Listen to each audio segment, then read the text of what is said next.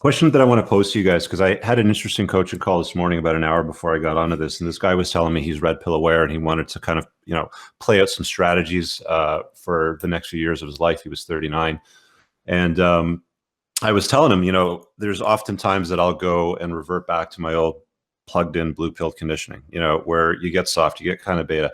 And I kind of want to throw this across to you guys because you're all exceptional men.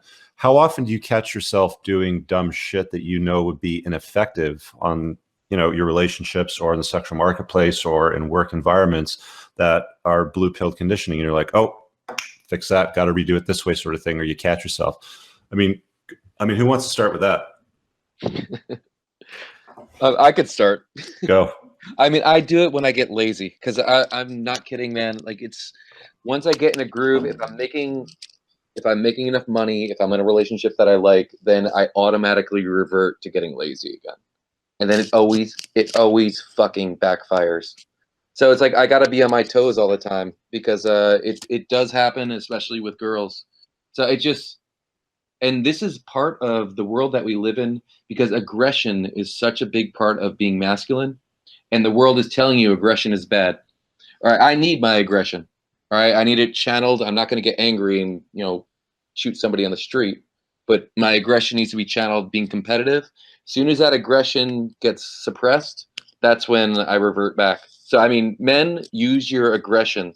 Like, I've got a lot of aggression. And I've been told my whole life to suppress it.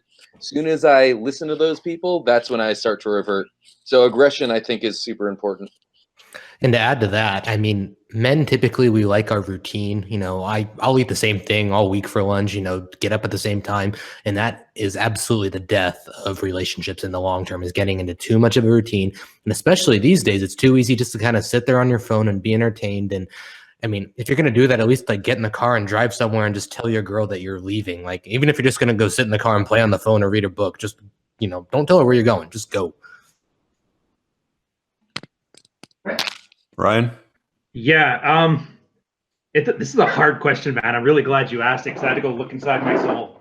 I have the one advantage of being part of the ADHD generation, in that I get bored.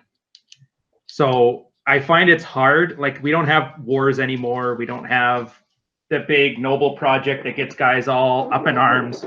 It's really hard to find something to motivate you now, short of like hedonism. It really is.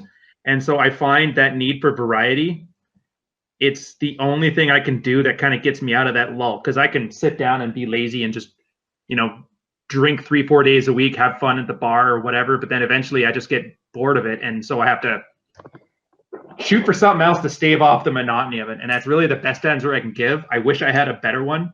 It's honestly the one big challenge I have in my life right now. So that's interesting. That's interesting, Ryan, because like, if you listen to Dr. Jordan Peterson and why he is so popular right now, a lot of the reason is because there's a generation of guys who are just sort of, life-wise just rudderless, and they're looking for that. They're looking, they fill that up with hedonism, as opposed to like I was telling you, like at the very beginning of the show, one of the reasons that I would like to have, dinner with, some World War I pilot or someone from history is because, you think about how young men were back in the day and the impact that they had on the world.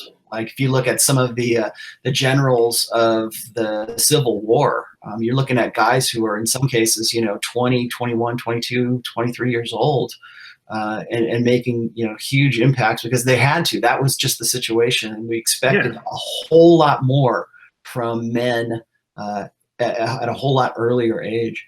I agree. It's fucked. I was in Oosterbeek, just outside of Amsterdam, and I was looking at all the grave sites there for the Canadians, and I don't think there was one guy who was older than 30. Everybody else was 25 or younger. And I hate to segue into another. During Remembrance Day, which is, I think, our version of Memorial Day for the Americans, I remember being at the Legion in full uniform with my medals and that, and I was there with a Korean vet. And he was asking me what I did. He was super interested, and I kind of mentioned how my deployment went. And I go, "What was your job?" And he said, "Yeah, they flew me into Korea. They dropped me off and told me to blow up everything that was made out of steel." And I looked at him. I'm just like, "Well, fuck."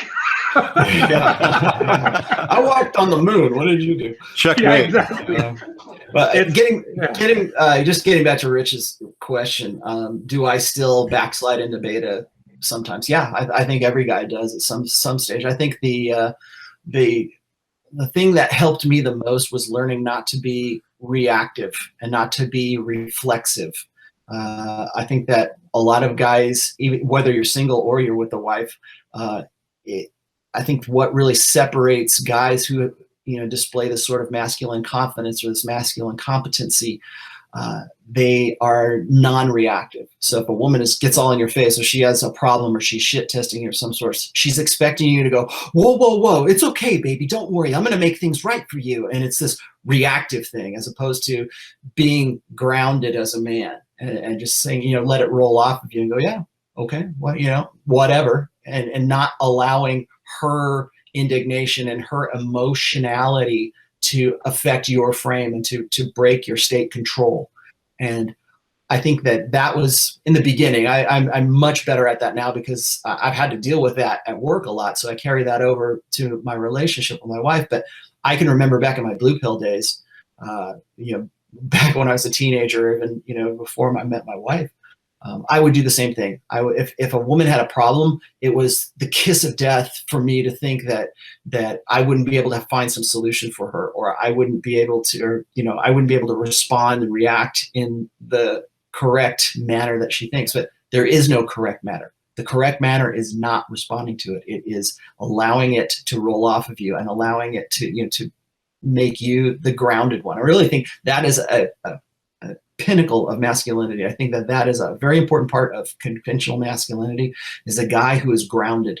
And, I think it was Royce in the 16 Commandments of Poon. He says, you need to be a bulwark against her tempest. You need to be the lighthouse in the storm for her, and do not become a part of that tempest, because first of all, that shows that you are incompetent as a man. And second of all, that's not what she wants. She doesn't want you to solve the problem. She wants you to sit there and bear up and be a man about it and be grounded. And it's like a lightning rod. There's lightning and you're the rod, and you're just going to let that go down into the ground, and you're not going to deal with it. And, obviously solve problems, but don't allow her emotionality and her expectations of you to be responded to reactively. I think that's one place that a lot of guys lose it.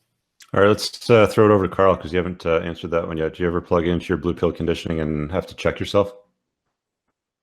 Yeah, I think everyone does. It's like with everything. Any new habit or new psychological paradigm you adopt, it's going to take some time before it's your habit.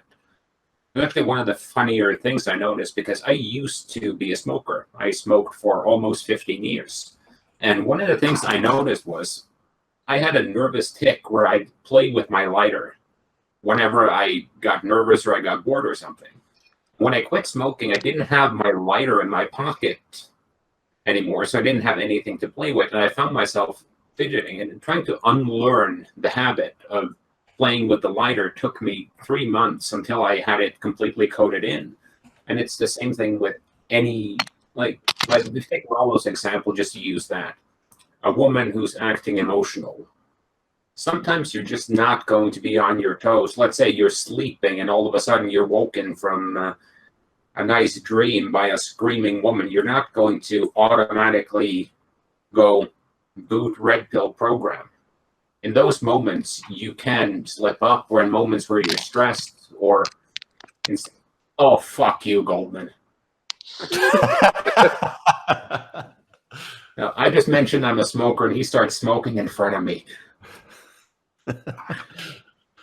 Keep going, Carl. Yeah, no, I think it's with everything. We're a species that's built on conserving energy. Whoever expended the least energy and still got the best results are the ones who survived. So we're kind of built to reduce our energy input when we have something working. So the woman who has her kids, she gets fat because, well, she doesn't need her husband to fuck her anymore. She's already incubated his bun. Or you have the guy who's finally gotten the girl of his dreams. He doesn't need to run game or stay in shape anymore because he's locked her down. I mean, same thing with if you hire a new employee, they're never going to work as hard and be as on time as the first 6 months until their probationary period is over. Yeah, they have an old saying about that. Somebody once said to an employee, "How long have you worked there?" And he said, "As long as they threatened to fire me, or since they threatened to fire me."